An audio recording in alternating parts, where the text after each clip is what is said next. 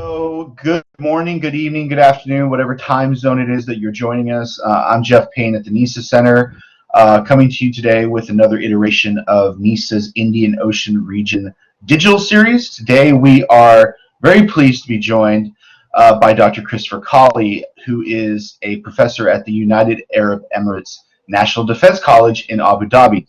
Dr. Colley's research expertise and essentially focus within the IOR has been on how India proceeds and processes its own strategic vision, as well as how it engages response to China, and then vice versa on the other side of it, how China sees its engagement throughout the Asian continent. So, without too much further ado, I'm going to launch into the question to Dr. Colley. First off, thank you for joining us. But my first question is, if you just look at CNN or Al Jazeera or any other news outlet, there is a lot of speculation about what is the nature of Chinese-Indian relations.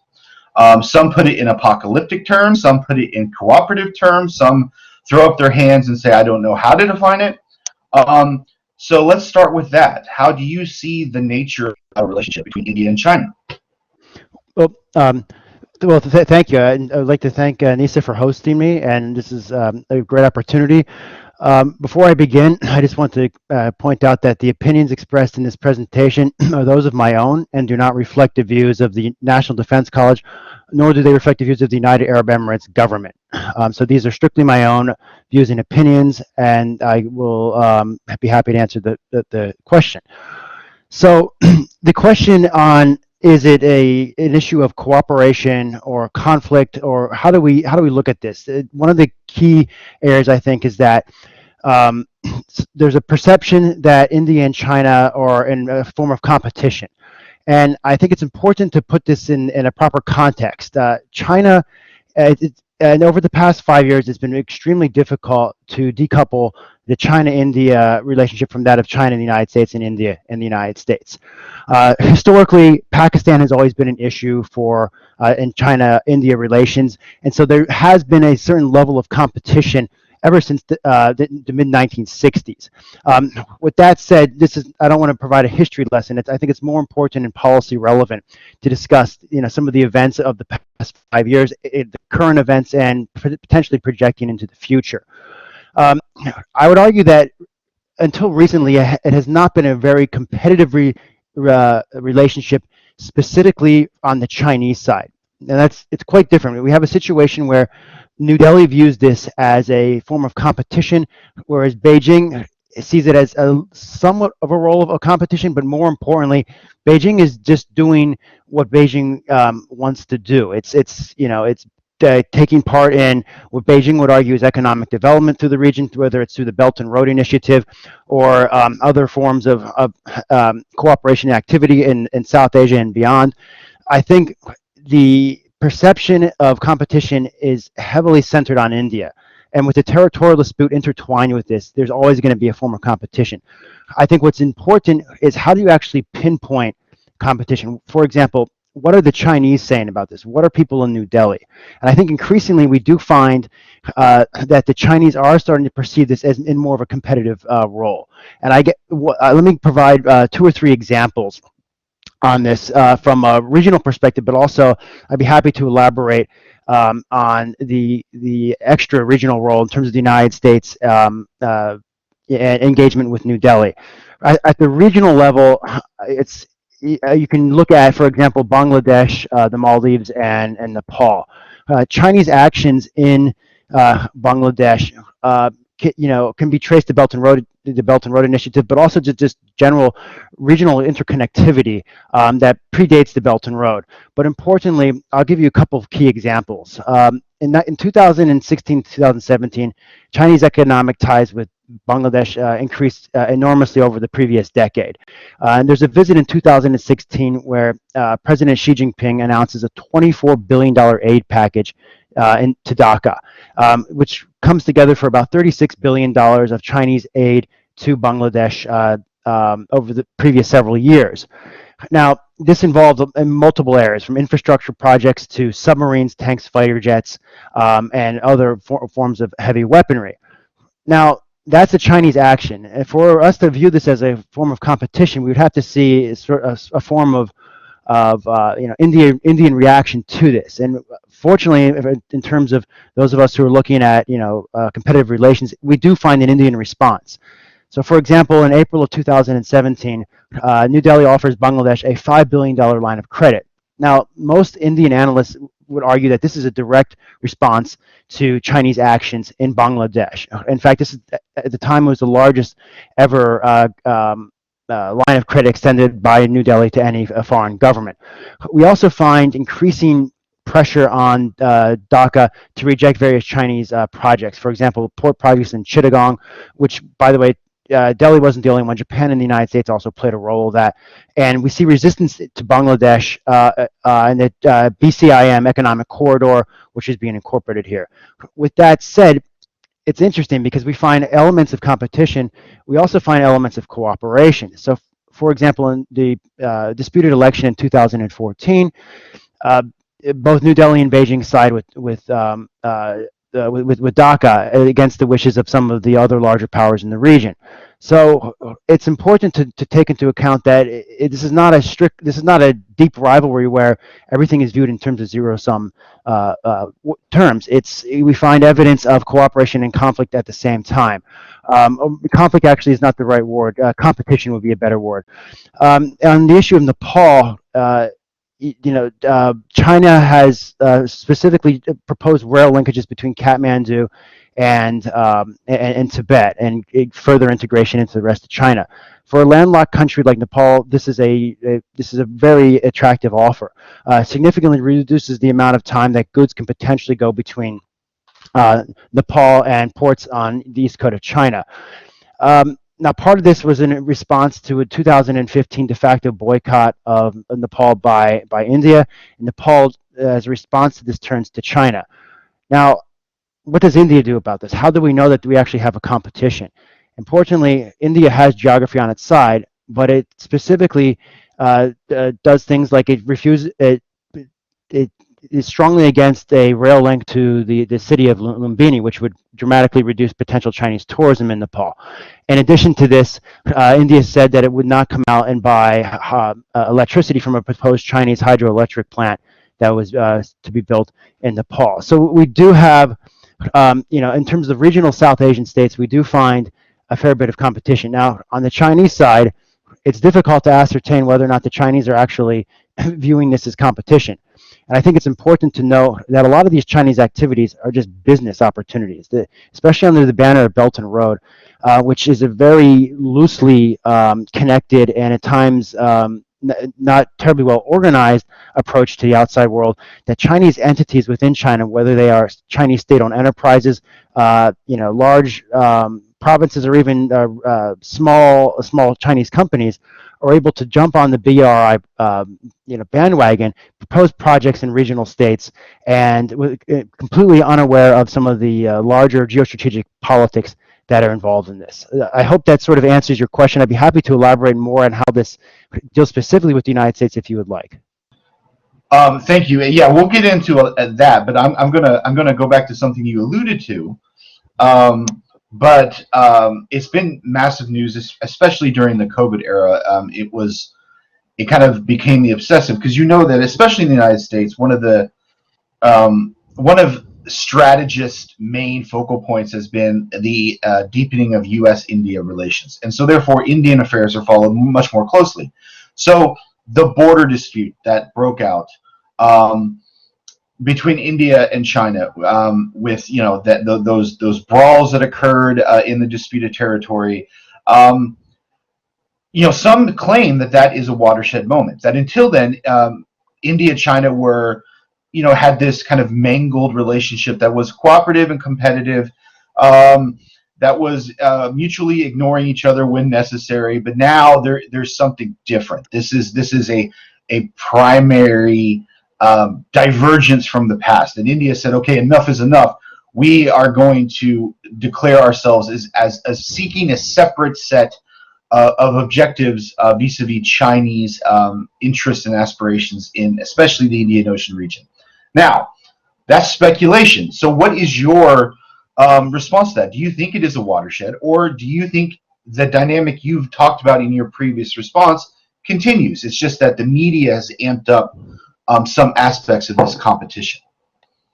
Well, yes, I think that I do believe it was a watershed moment, but it was a watershed moment because it was in the, if viewed through the prism of the rivalry, it adds enormous, salience to Indian perceptions of China. So if we were to take it back, that was summer of 2020.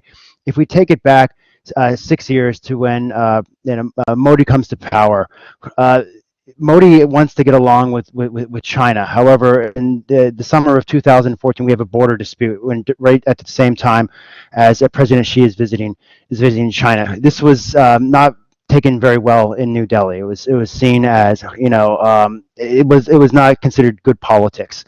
And so if you include that with other various border infractions, another one previously from 2013, but importantly the 2017 Doklam incident, which by the way occurred roughly the same time as a flotilla of Chinese warships in the northern Indian Ocean. I believe there were 14 of them, conducted live fire exercises, which rattled some nerves in New Delhi, combined with the Maldives challenges in February of 2018, Indian perceptions of Chinese,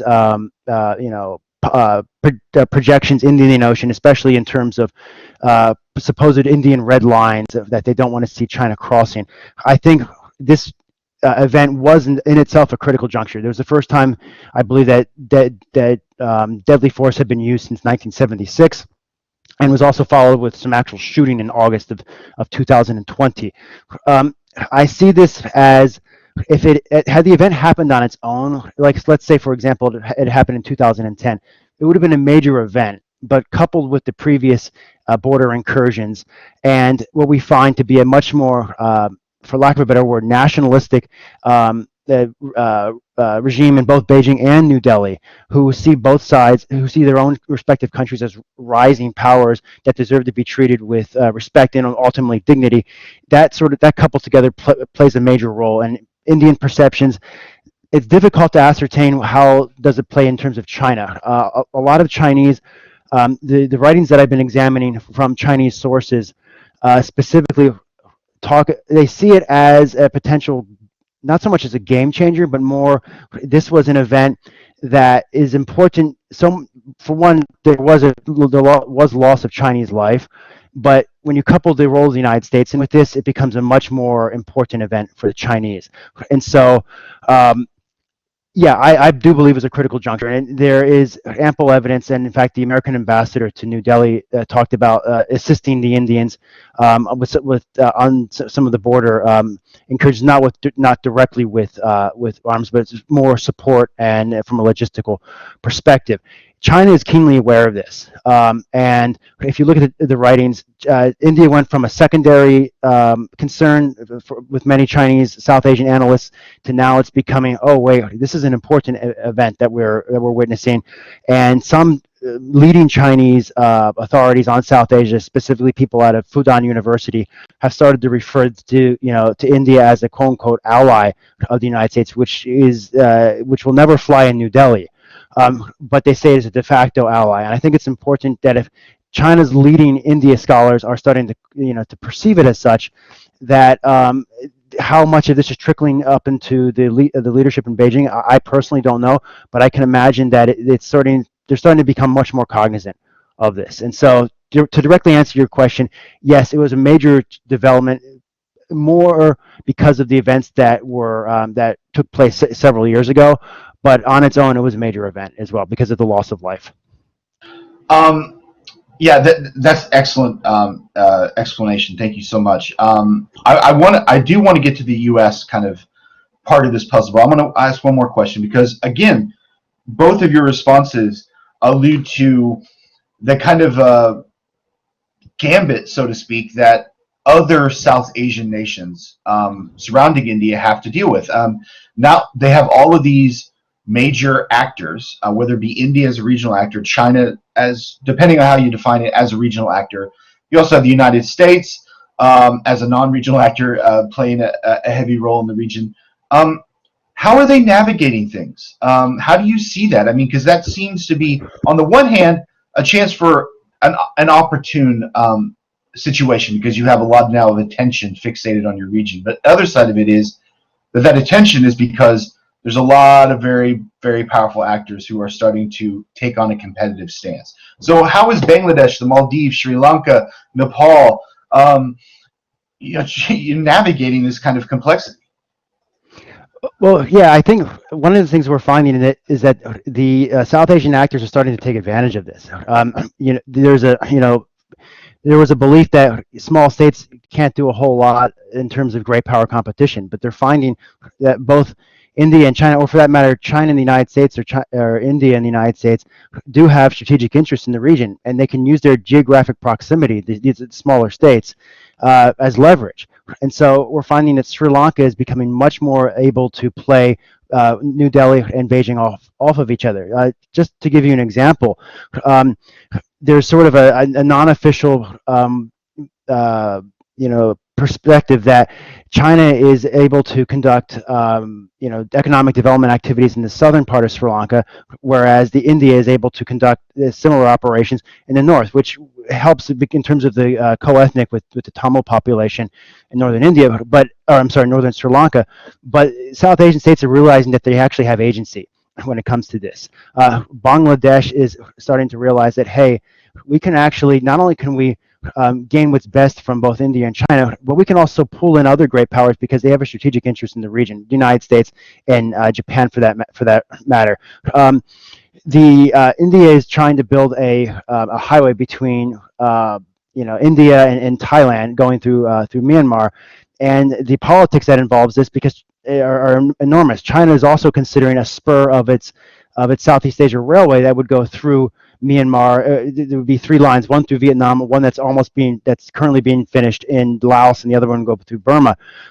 South Asian states are starting to say, hey, there's something in this for us. The Maldives with these bridge projects and these airport projects is a classic example. You have a change in government in the Maldives, and they say, well, we're going to start focusing more on India. And so in a deliberate attempt, I would argue, to gain the most out of the process. Now, this is just good politics, and I think examples of this can be learned from other parts of the world. Small states are starting to study what's going on in Southeast Asia with these Chinese rail lines. So you see Malaysia and Singapore and Thailand all studying the Chinese spurs going into rail spurs going into Laos and saying, what can we gain from this? Perhaps we can get a lower rate of interest on some of these loans. Perhaps we can have a greater amount of representation amongst our local workforce. So how this pans out in the long run is yet to be seen, but I think it's still in its relative infancy. And this is another lesson that I think a lot of states in the Middle East can learn from. Both from China and the United States, but also from India. I mean, India, is over 60% of its oil, it comes directly from the GCC states. And in China, it's about roughly 50% depending on the time of year and energy demand.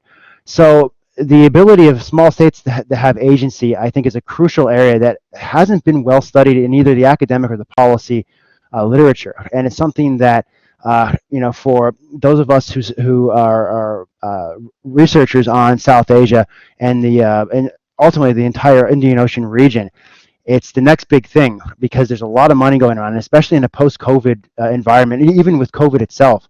Some of the maneuvers that the larger states are starting to do.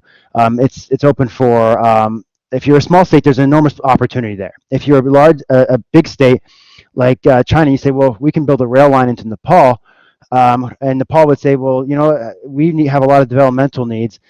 Maybe you can work on the northern section of Nepal, and India can work on the south, which is actually what we're starting to see.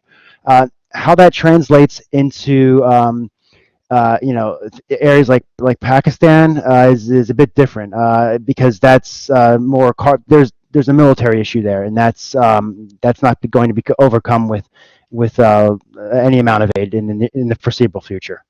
But to answer your question, the most important takeaway is that South Asian states realize they have agency and the ability to I don't know if I'd use the word manipulate, but certainly gain the best from both large powers. That's well said, and a lot of fascinating data that you just provided there. You know, the problem with these conversations is inevitably the Indian Ocean region, whether you take a part or take a whole, is this massive complexity that can kind of drive you mad. And so, to add on to the complexity of this conversation, let's throw in the United States. The much discussed concept that the U.S. uses of the Indo-Pacific, its specific definition of the Indo-Pacific, is condemned by some, it is praised by others, it's merely accepted by most. Some argue that the Indo part of the Indo-Pacific is haphazard and kind of tacked on. Others worry that a focus on the Indian Ocean at all is going to take away from the priority area of interest, which is the Western Pacific. But really, the Indo-Pacific is about recognizing the two major regional powers in that region, that is India and China. So there is, excluding the kind of quadrilateral that is emerging, the BRI and all these other various, the SCO and all of these other multilateral kind of arrangements. What do you see as the trend lines vis-a-vis the United States when it comes to these two rising Asian powers? Is the U.S.-China bilateral relationship destined to kind of just continue to decline and become more hostile? Is the relationship with India inevitably going to rise up into the heavens? Is the relationship between India and China going to really affect how the U.S. adjusts its approach? Like, how do you see that again, very complex issue? So I'll start with the India-China area question, and then I'll move on to the U.S. and China, and the U.S. and India. I would argue that India and China actually have a fair bit in common, and this, in some ways, probably sets me a bit apart from some of the other security scholars. Yes, there is a rivalry, there is a border dispute, and there's friction, and there could be we could end up in a situation where we see a more mechanized conflict. But importantly, in my discussions with people in New Delhi, going back 5 years or more, a lot of them are actually in favor of the Belt and Road purely from an economic and developmental perspective.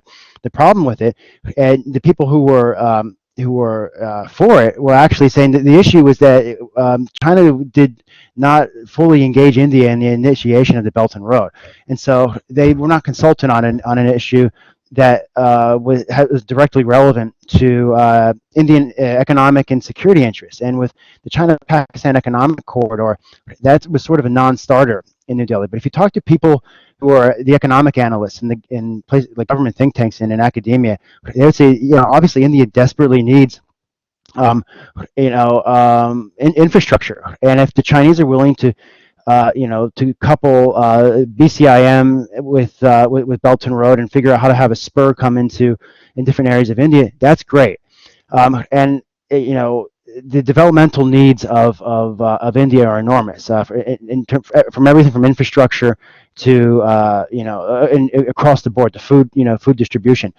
And so from that perspective, I actually argue there's a fair bit of cooperation or opportunity for cooperation, and there's empirical evidence of this. You bring this up in a security forum, and people say, well, that's not true. And you say, well, actually, if we focus strictly on the Belt and Road, we're going to come to that conclusion. And that's a logical conclusion. But if we look at things like the Asia Infrastructure Investment Bank, India, which was initiated by China, and China controls 26% of that, and India only controls about 7%. India, as of the beginning of 2020, was the largest recipient by far of AAIB projects. I believe they had 10 at the start of 2020, and these are directly relevant to India's economic and developmental needs. And how to, this is politics, and a lot of politicians will tend to grandstand. With that said, I think it's important that if we focus strictly on the economic side, we're going to miss the security dynamics, and we're going to miss the festering border dispute. And getting back to it, there's no getting around that. That is not going anywhere for a long time. And last time I counted, I believe they had 38 or 39 major high-level talks since 1981 on the border, and very little progress has been made. We still don't know actually who claims what in various sectors, and so the fact that this has been allowed, and I don't want to point the finger at either side, because the Indians will say, well, this is China's problem, and the Chinese will say, well, the Indians are not willing to negotiate, et cetera, et cetera. But apart from that, the bottom line is it's not going anywhere, and other states are able to come in and exploit some of these divisions. With that said, I think it's important that both states are rising powers, and they don't, if you are the Prime Minister of India, you can't just wake up one day and decide that you're going to do the border swap, which would mean that India would take Arunachal Pradesh and China would keep Aksai Chin. And you can't wake up and say, by the way, I just gave away 38,000 square kilometers to our arch rival China. And no Chinese president can say, well, I just gave away 90,000 square kilometers to New Delhi. And so that puts both sides in a really, really difficult position. And I don't see that being fixed for a long time. With that said, in terms of the United States' role in this area, the Sino-U.S. relations obviously have seen better days, and they will probably not see better days for a long time. From a perspective of how does India fit into this, I think India and the United States are, they have very, very good opportunities for them. I mean, this was pointed out by Condoleezza Rice back in, I believe it was 1999 or 2000, an article in Foreign Affairs. With the 123 agreement and various outreach programs, if we read what some of the Chinese are saying, the Chinese South Asian analysts and IR scholars, there's an increasing awareness that if we need to be very careful of not pushing New Delhi into the hands of Washington, and this is actually quite new, and this is exactly what we're seeing. Every time there's a border flare-up, every time that there is some form of basic rivalry escalation, it undercuts the political left and the people who are primarily concerned about economic development and in India, and provides more weight to hawks in New Delhi. I mean, I believe it was Brookings. New Delhi had a survey of Indian strategic thinkers, and roughly 3/4 of them saw China as a strategic challenge or threat, and that's telling. If you went back 20 years, you find a very different perception of China, and these are people who, many of them, go in and out of government. And so the United States, I think it's important for, if Washington wants to have a long-term security relationship with New Delhi, they have to be mindful of several things. One is that the political left in India is not exactly thrilled about long-term strategic ties with Washington. Of equal importance, New Delhi cannot be perceived as an American ally. They have to have some form of strategic autonomy, whatever that's supposed to mean. And we see this with arms deals with Russia, and how New Delhi simply cannot cut itself off from Russian arms, for the simple reason that 75% of India's fighter bombers are of Russian origin. All of its naval air wing are MiG-29s. 9 of its 15 diesel-electric submarines are Kilo class or Kilo derived. And so I think if Washington wants to embrace it, there's ample opportunity there. The question is, how cognizant are American officials of some of the political, landmines in India? And that's something that's a little, I think we need to develop a greater expertise in that area.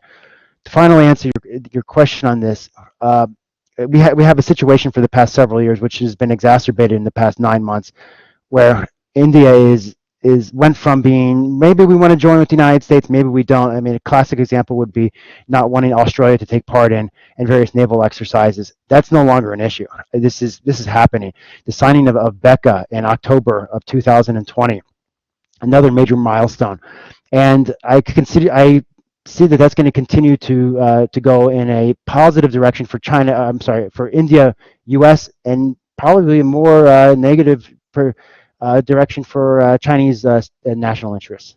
That was incredibly comprehensive, and I thank you. I mean, especially given the last couple of days with Secretary of Defense Austin's visit to Delhi and his statement, saying that the S-400 is a problem for the United States, but still without it's more like it was theoretical statement. Like if this happens, this could be a complication, but you have not received it yet, and so it's clear that both sides are trying to find wiggle room when it comes to these bilateral problem sets that they face because of third-party arms manufacturers. So, first off, before I move on to my next question, if anyone joining us in the room has a question, feel free to raise your hand.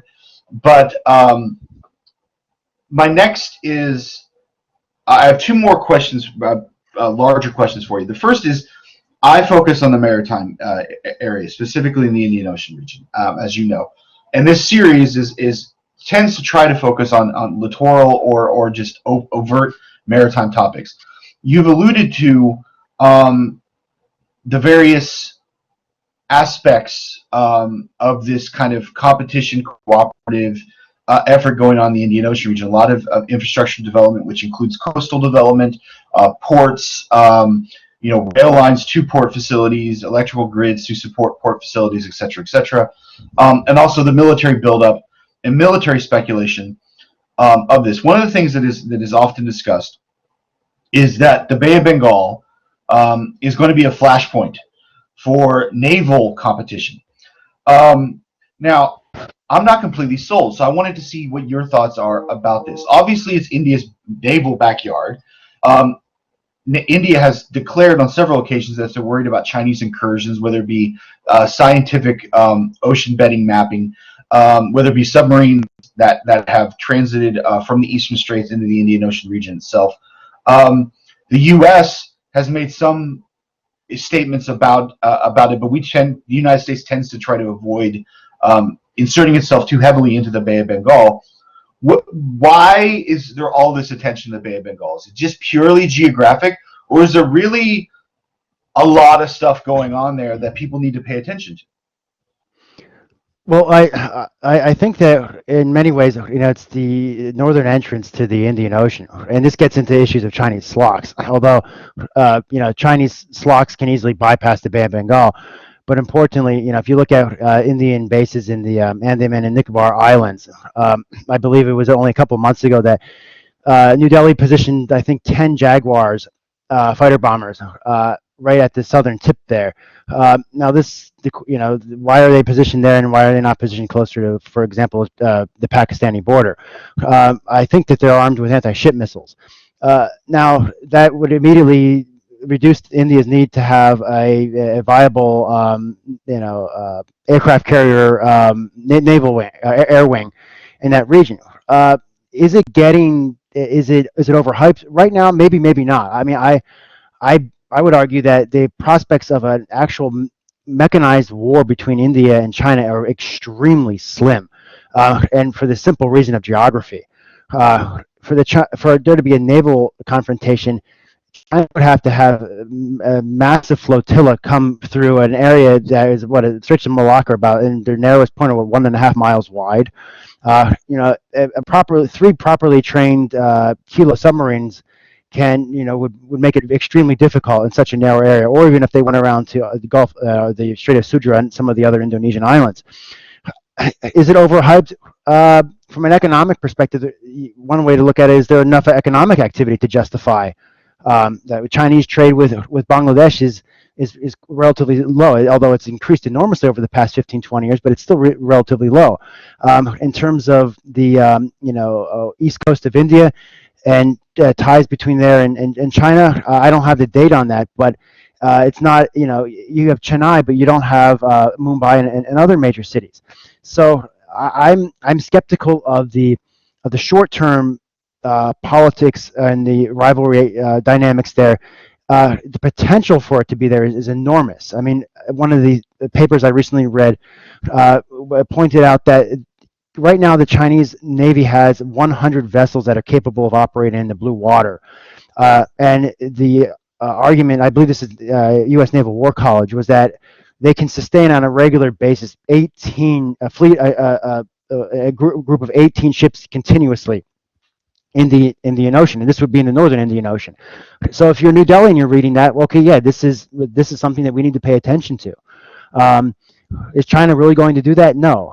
The bulk of China's, in fact, the vast majority of Chinese security concerns are focused in East Asia. They are focused along the Taiwan Strait, Japan, South China Sea, American bases in the region. And so this gets back to the issue of how much of a peripheral issue is India and South Asia in terms of Chinese security. I would argue that it's still, it's increasing, and it's increasing rapidly. And Chinese economic interests in the Indian Ocean are the primary reason for that, combined with the rivalry. But it still doesn't have the core interest aspect for China. If there's going to be a military conflict between China and Japan, that means the United States is going to get involved, whether they like it or not. And so, because of the alliance structure with Washington and Tokyo. So if you're a Chinese strategic thinker, it's all about East Asia. And by the way, internal security is even more important to China. By the Chinese government's own data, they spend more money on internal security than they do on external security. So the role that South Asia would play, and in particular the Bay of Bengal, I think it's important. It's increasing in importance. There was a Chinese ship there, I believe it was November 2019. Then the Indians asked them to leave, and they did. But I think it's still relatively in its infancy. With that said, if India starts to reach its potential, and I'm a firm believer that it will, it's going to become more salient in both India and the United States and in China. But for now, I think that's more. It's a secondary, possibly even a third tier security concern for Beijing, which doesn't dismiss it. It just means that it's, if I'm Beijing, my primary concern is East Asia. That was incredibly well said, and I think your larger point about that analysts need to actually follow what countries and leaders of said countries are stating and where they're spending their money. So I see that Dr. Kangas has raised his hand. Dr. Kangas, I'll turn the mic to you. Yeah, hello. First of all, Chris, excellent presentation, and appreciated your sort of insights into this, the dynamic not just of China, India, but also the states around. More of a perhaps I don't want to call it a conceptual question, but when you look at these threats and concerns, whether it's moving ships into the northern Indian Ocean, the validity of a Bay of Bengal crisis or not, the border disputes, etc. I want to get you maybe up to the 35,000-foot level and say from the Indian documents, from their national security strategy, from Modi's own language in his speeches and in sort of the media coverage. Where do they see India going in all this? I mean, clearly they're not thrilled with conflict with the neighbor, right? And they would love to see some resolution. There's probably also an understanding that they're not going to get every single point that they're asking for. So, in a realistic sense, where do you see this, go out, say 5-10 years from now, barring some strange, black swan crisis or other challenge? From India's perspective, what does good security look like in the region? Thank you for your question. Looking at it more from an abstract perspective, I think one of the challenges is going to be for both Beijing and New Delhi and as I alluded to earlier, they both see this as the Asian century, and it's China's time. China has a perception with some fair bit of historical evidence going back several, over 100 years of being bullied by foreign powers, and it's important to you can't emphasize how absolutely central this is to the Chinese worldview, and when you combine that with two very proud ancient civilizations who rightly see their sphere of influence as being encroached upon by both each other, but also with China, with the United States, and the Chinese perception of American containment of China it's not a perception in China. This is how they see the role of the United States.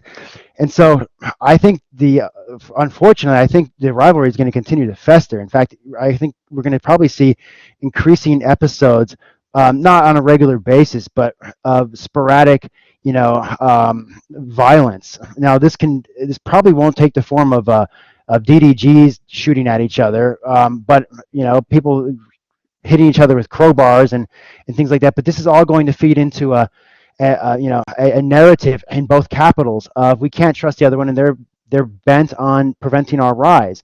I mean, it's interesting to speak to Chinese about their perceptions of American containment, and then get on a plane to New Delhi and hear Indians tell you about Chinese containment of India. And both China will point to where you have American bases in South Korea and Japan and Guam, and the Indians will say, well, you have Chinese activities in Bangladesh, Nepal, and Pakistan, and this is unfair to India. 10 years down the road, a lot can happen. The role of leadership, I think, is absolutely essential. If we were to look back from 2018, if we want to go from 2017, when China-India relations were quite hot, and both after Dolcom, the firing drills in the northern Indian Ocean, and the Maldives crisis, both New Delhi and Beijing seem to be aware of the fact that we need to put the brake on the direction this is going. So we had the Wuhan summit, the spirit of Wuhan, where there was a belief in both New Delhi and Beijing that, hey, things are getting a little hot, we need to cool down, and that was followed up in 2019 with the Tamil Nadu meetings between President Xi and Prime Minister Modi. Unfortunately, the events of spring and summer of 2020 in many ways destroyed that, and just so. But there's a pattern here. We see episodes in China India relations going between hot and cold. There was a period from about 2004 until about 2006, 2007, where Beijing was deliberately trying to be not as confrontational with New Delhi. And with that said, we still had no progress on the border disputes. You still had continuous border incursions. So there's nothing new here. But how it plays out in the next 5, 10, 20 years, I think you can make a strong argument that if the current trend continues, you're going to see greater and greater interoperability between the United States and India on at a security level. Right now, a lot of the military drills interoperability is quite difficult. One of the basic reasons is when you're flying Sukhois and MiGs and you're dealing with F-18s, it's kind of a challenge to have meaningful interoperability. So, but the show of force, the images that this creates are important. Hopefully Becca and some of the foundational agreements will be able to enhance that, which is one of their primary objectives. I mean, from my understanding, in the past, they used to communicate via radio, uncoded radio signals, because of Indian concerns about being seen as too close to the United States when conducting joint naval operations. This is not terribly helpful for interoperability, but if we look at the trajectory of U.S.-India relations, it's been in increments, and it's been a very slow process. India is quite hesitant. In fact, during the time of A.K. Antony as the defense minister, in many ways it seized up, and there was very little communication. This had to do with domestic Indian politics, specifically Kerala. But how Washington is able to navigate that in 5 or 10 years is important. But China's not doing itself any favors in terms of Indian perceptions. Now, China could sit there and say, hey, look, India was building up its infrastructure along the border, and we did what we had to do to protect our territorial integrity. So it's, as a scholar, I take a step back and try to, find out, who's saying what. But considering the current state of affairs and the likely future scenarios in terms of rising powers, nationalism, and the dynamics and psychological dynamics of rivalry, it's probably going to be. It's a very hot topic. It's going to get more important, and as The Economist pointed out, I think in a 2004 cover, it's the competition of the century, and unfortunately, the psychological dynamics of the rivalry, zero-sum, seeing things in zero-sum terms, is going to make it very difficult to have any meaningful, long-lasting. I wouldn't say peace, but agree to disagree on certain topics and solve things like the border dispute. China is going to have a massive navy in the next 20 years. They're putting out, I believe, 2019 they put out 13 warships. 23. The United States put out 9. Now, granted, China's starting from a lower base, but they are serially producing advanced destroyers. They'll probably have 3 or 4 aircraft carriers by 2025. And so, yeah, this is the realist in me sees this as a perfect recipe for great power competition. That again was incredibly comprehensive, but please don't start talking about the number of ships being built by the U.S. and China, because that gives me nightmares and a whole separate set of conversations. You'd be amazed at the amount of analysis that is done regarding well, our tonnage is higher and but our sailors are more, and it's just like, oh Lord. I will want to have you back. Honestly, we have gone a little over time. I want to stop it there. Given the comprehensiveness of your final answer, I think that is a fantastic bookend to talk about just the sheer complexity, but also the necessary data that people need to look at. I think there is a tendency that to follow the bouncing ball, and you rightfully point out how we should get out of that cycle. General Wolf, I see your hand is up. I'll turn it to you. Chris, again, thank you very much for investing in us and being part of this event. I just have one simple question. If there's, as you look at this from, many facets, what is the one thing that you would tell, U.S. folks that are in office, the new Biden administration? What's the one thing you would say to them that they might be missing about the nature of the complexities that you've laid out, between China and India, the U.S. and India, and the U.S. and China? Is there something that you think that they aren't kind of embracing that you would suggest to them to, put a little more attention here or there? Thanks. Yes, so China is not a 1,000 feet tall. China has enormous internal challenges that are, I would argue, almost always neglected in meaningful conversations about how the United States should respond to China. If I am the leader of China and I wake up today, yes, the Americans may annoy me, but I'm much more concerned about the price of rice. I'm concerned about environmental pollution. I'm concerned about the demographic imbalance in China, and which is not going in their direction, and you can't stop there's no stopping what can't be stopped. The demographic imbalance is going to happen in China in a way that is that has the potential to be incredibly damaging to China's long-term economy. So I would argue all politics in China is domestic, and in many ways it's in the United States. And let me bring that back to India. The United States is in many ways a peripheral player in terms of India's overall grand strategy, which is enormously focused on the internal politics of India. I believe in Modi's campaign in 2014. It was 52. The official paper was 52 pages. Only 3 pages of that 52 were on foreign policy, of which it was mostly just general platitudes. And so, don't expect too much from the U.S.-India relationship in an immediate sense. This is a long-term process. The United States has been able to, in the past, 6 years, to work with India and have some really great forms of cooperation in terms of foundational agreements signed. In many ways, that's because of the role of the individual and Prime Minister Modi. They were not signed in the previous administration. And so what I'm getting at is, when looking at both China and India, focus on the internal politics. Focus on, what I mean. For example, we teach, national interests in PME institutions, and what are our strategic interests. In both China and India, it's all about domestic factors. Foreign policy is important, but it's, the Indian, one of the famous statistics about the Indian, diplomatic corps is roughly the same size as Singapore's. Well, what does that tell us in terms of India's overall grand strategy? How important is foreign policy there? And so I think the main takeaway for our decision makers and our policy makers is vis-a-vis China. China is feeling in a position of high levels of confidence, especially because of the pandemic.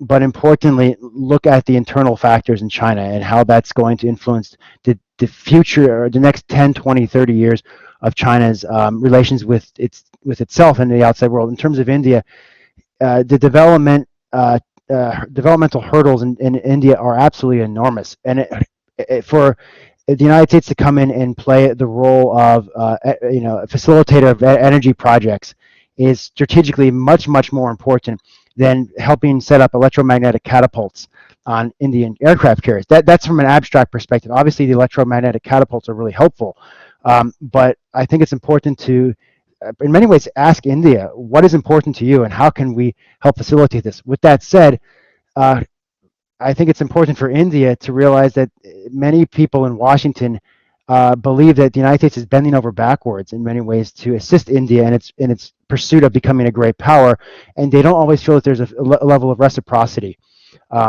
from New Delhi, or there's a they would like to see more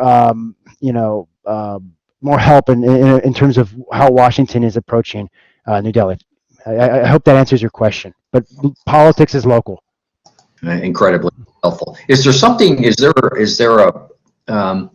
reference or a book you'd recommend for folks that are kind of dabbling? And this is a bit of a follow up. I always go back to kind of like on China. I always go back to David Chamba. And I look at some of his. And he did a book recently, which was he edited a book that looked at China in the world, but it looked at, as you described, things domestically. It looked at foreign policy challenges, it looked at military issues, it looked at the economic issue through the lens of BRI, and where the Chinese have made investments and the what's and the whys. So is there a similar sort of reference that you highlight for our listeners today?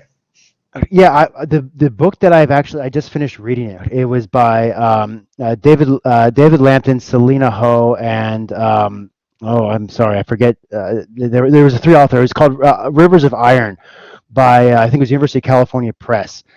It's about Chinese infrastructure projects, not in South Asia, but in Southeast Asia. But the lessons that are drawn from that, I think you can apply in many contexts around the world, especially going back to our discussion of how do small states operate vis-a-vis large powers. And importantly, they do on-the-ground fieldwork, interviewing everybody from former prime ministers in various countries to construction workers. And it's a very digestible and readable volume that is addressing a key issue in terms of China's grand strategy and how China deals with smaller powers. Another book that I've recently read, I believe it was the Routledge Handbook on China-India Relations. Came out about 12 months ago, 2020. It's a list of probably 30 or 40 scholars of both Indian, Chinese, and from outside of Asia, writing on specific issues that are relevant to China-India relations. And I would strongly recommend that as well.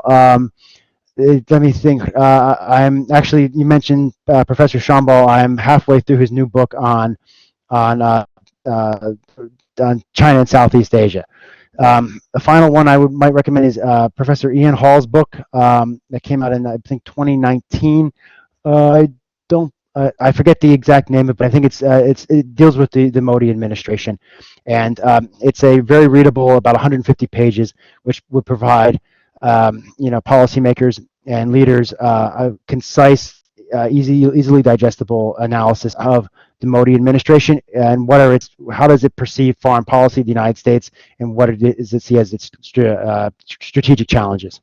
Today, I just in the last hour, the New York-based Council on Foreign Relations published a report on BRI.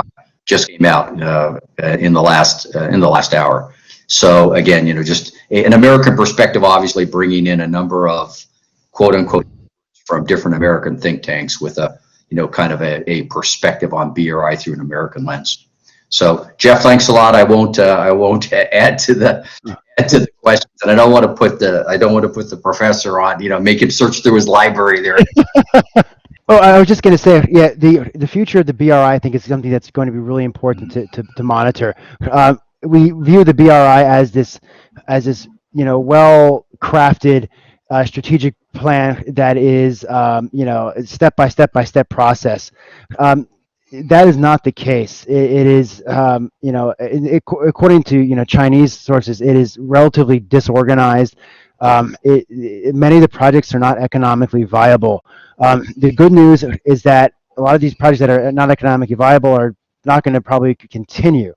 And there's a fair bit of domestic pushback in China, where Chinese are saying it's great that we're developing other parts of the world, but we have a lot of poverty in places like Guizhou and Gansu. So perhaps that money would be better well spent on healthcare and education there. But to view it as a airtight, high-level coordinated policy emanated from Beijing is incorrect, based on whether it's American sources, Chinese sources, or other sources. It's an ad hoc approach, with multiple competing influences inside China and also outside of China. And I think it's just important to be cognizant of that. It's not this massive force that is this juggernaut that is set to take over the world. Well, thank you very much. And there was a lot of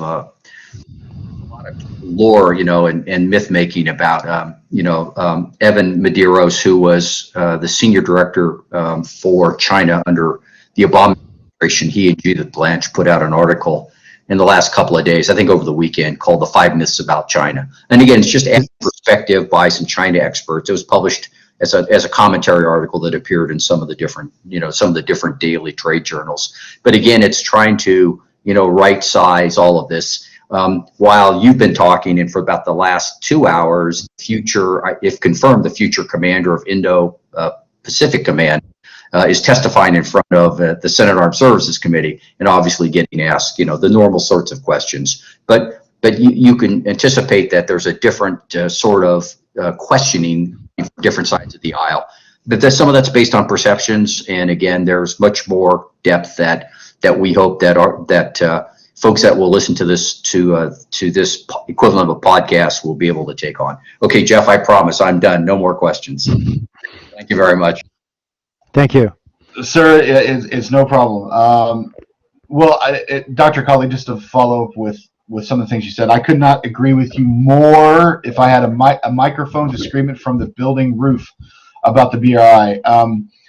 I think this is one of the problems, especially with the U.S. perspective, is that a lot of China policy is framed from either Washington or from the vantage point of Hawaii.